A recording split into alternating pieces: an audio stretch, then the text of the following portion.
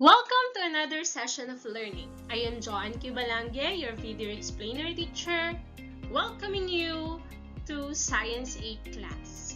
I am here to accompany you as you go through your Module 4 for Quarter 3, Week 8 entitled Periodic Table of Elements.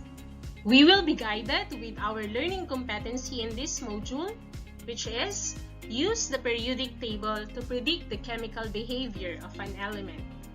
Our subtasks are compare the metals, nonmetals, and metalloids, and compare the relative reactivity of metals in acid solutions. In the first part of this module, you have learned the different features and characteristics of the periodic table. So you have learned that the periodic table is a tabular display of the chemical elements, which are arranged by atomic number, electron configuration, and chemical properties. In this module, you are going to learn about the different characteristics and properties of the components of the periodic table like metals, nonmetals, and metalloids. But will you be able to identify easily and compare which among the elements are metals, nonmetals, and metalloids? Come on and join me and let us explore more what is inside the periodic table. Stay tuned and let's start learning! So, here are the properties of metals, nonmetals, and metalloids for us to easily identify and compare each one of them. The first one is conductivity. When we say conductivity, it is the ability of an electric charge or heat to pass through a material. The next one is malleability. When we say malleability, it is the ability to be hammered, pressed, or rolled.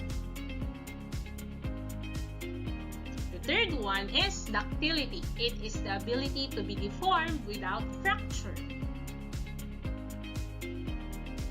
And the fourth one is luster, which is the ability of a material to reflect light. We can see on this table the different properties of metals, nonmetals, and metalloids. For metals, they have the properties of luster, ductility, malleability, and conductivity. For nonmetals, they don't have the properties of luster, ductility, malleability, and conductivity. For metalloids, they could both have the properties of luster and conductivity, but not the ductility and malleability.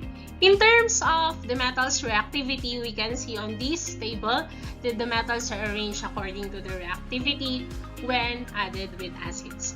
So we have cesium, francium, rubidium, potassium, sodium, lithium, barium, radium, strontium, and calcium are considered to be as highly reactive when added with acids.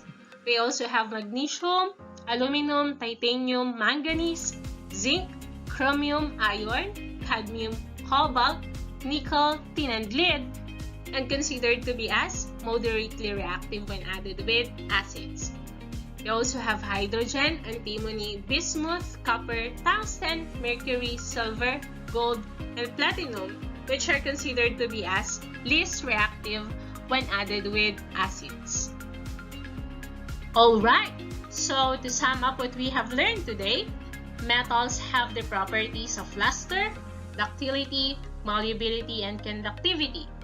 For nonmetals, they don't have the properties of luster, ductility, malleability, and conductivity. And for metalloids, they don't have or they could have the properties of luster and conductivity, but they could not have the property of malleability and ductility. And the relative reactivity of metals in acid solutions vary depending on how fast the reaction is. Metal is reactive on acids when there is production of bubbles as temperature rises and produces salt and hydrogen. And that ends our session. Once again, I am Joanne Q. Balanger, your video explainer teacher, leaving you with the words, keep learning and stay curious. Goodbye!